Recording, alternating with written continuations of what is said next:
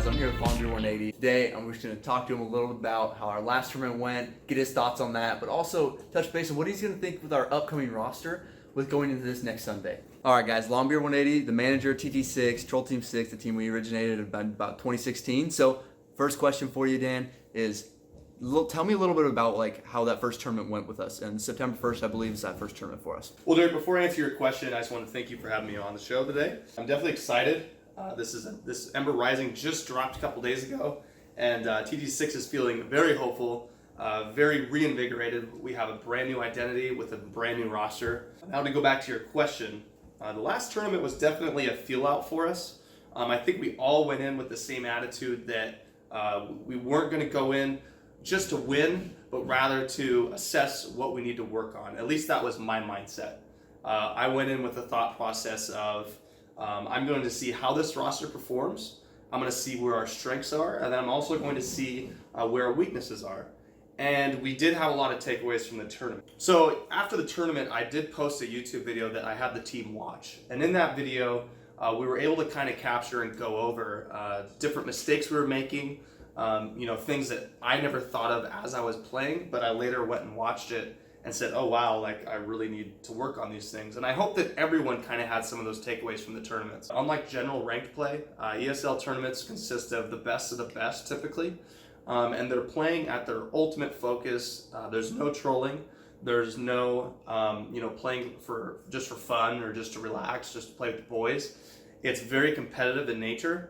And, we had a couple guys on the roster that never really experienced that before. In fact, we plucked guys right out of casual. Their entire history on Siege is on a casual career base. So putting them in that professional environment for the first time was a great experience for everybody. And like I said, there's definitely some big takeaways that we had from it. Awesome. So tell me, with the new roster that you've kind of helped put together here, what do you think would be, what do you think should be the biggest change for us? What do you think is going to be, a really positive impact for us going into this next tournament? Sure. So I've been in roster management for the TT6 for the last few years, and we've probably went through over 20 names throughout those years. And, with those people, we've had a large variety of personalities, a large variety of skill sets, and working with them and building a natural synergy is often pretty difficult. But part of my job this season that I really wanted to tackle was getting a team that didn't necessarily have the most skill, but that we believed would have the most synergy, that we could work together as far as playing roles off of each other, as far as good communication, and just overall getting along. You can't have somebody that's a total outcast of the group. Everyone has to have that natural dynamic and be able to be led, as well as us being able to lead them. It's kind of a two-way picture. So something I'm really happy with, in particular with our roster, is the addition of Xfurious. Xfurious is somebody who really has high goals for himself. He sees himself eventually playing in a competitive scene. And basically how I told him to join TT6 was I said, look, man, this is going to give you 5-man experience on a competitive roster that has a manager and an in-game leader. And that was something that he hadn't really had before. And I told him, I said, we aren't diamond players at the moment. We're not professional. We're not getting paid. But I can promise you that I'm going to put you around 4 other players that are extremely competitive, really want to win, and are going to be running strats and taking it very seriously. And I think he's really enjoyed that dynamic. And in return, what he brings to us is some additional leadership. As team manager for TT6, my responsibilities fall outside of in-game play. When we get in game, my leadership role is essentially gone, and it falls onto Derek's shoulders as IGL. And it can be over encumbering sometimes for him, and bringing on someone like Xfurious who kind of offers some leadership role as well, whether it be through team composition or in-game strats, just to have another brain to pick at, another more ideas bouncing off. I think his leadership is definitely a vital role of the team. We also added Thermite to the permanent roster. We played with Thermite over the last year or so. He was one of the last guys that we added at the beginning of 2019, I believe. And what's so great about Thermite is, as the name applies, he is a support player. He is a hard breach main, and that's a void that is often hard to fill on competitive teams, and especially to have a support role who can also frag. And Thermite has proven himself to be a very capable fragger as well. So having him as a dedicated support role kind of allows everyone else to flex off of him, and it guarantees that we're going to have somebody, no matter what, who is capable of hard breaching for us, which is definitely big. Besides Xfurious and Thermite, we also have Shark. And Shark is someone that we played with for a couple of years now.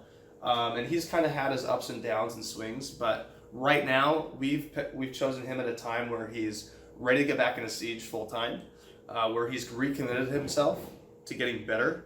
And the results are already showing. We've seen Shark top frag many times. We've seen him take over games.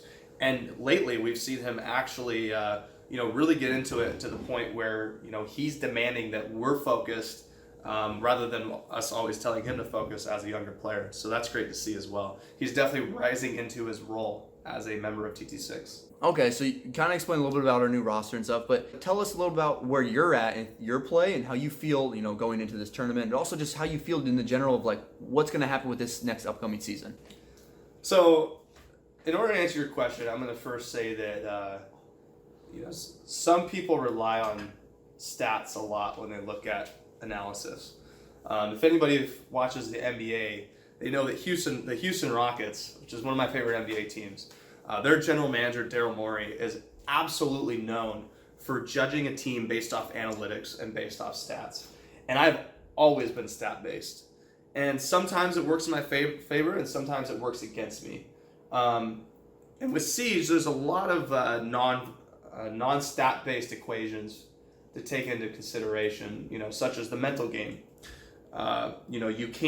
There's no stat for leadership and call-outs, ability to keep a level head, and there's no stats for things like running advanced strats, how many times you can clutch a game. But what I do focus on is I'm making sure that I'm consistently staying at or above an average KD. And sometimes I drop below, but most of the time I can hang. This last season I ended with a 1.45 KD, I believe. And first 2 days in Ember Rising, I'm the same, 1.45. And I'm going to try to hold that. And with a KD like that, it allows me to be a consistent fragger that the team can rely on. And I believe that my weaknesses on offense have to do with my limitations on who I play as, and also the fact that I often need direction of where to go.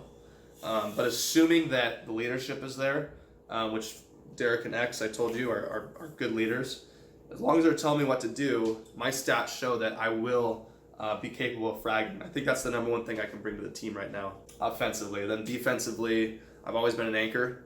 I think the team trusts me to have their back and try to hold a sight down the best I can.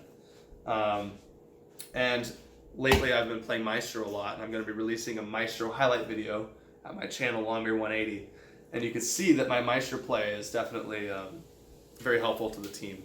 So, yeah, I'm very excited going into the next season. I plan on keeping my average on stats and watching what our team can do.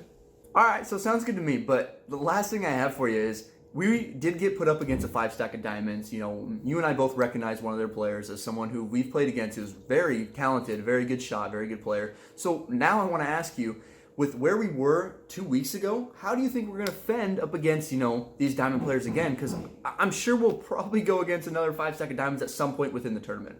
Yeah, so great question. I've always referred to Siege as a thinking man shooter. I consider it like a game of chess.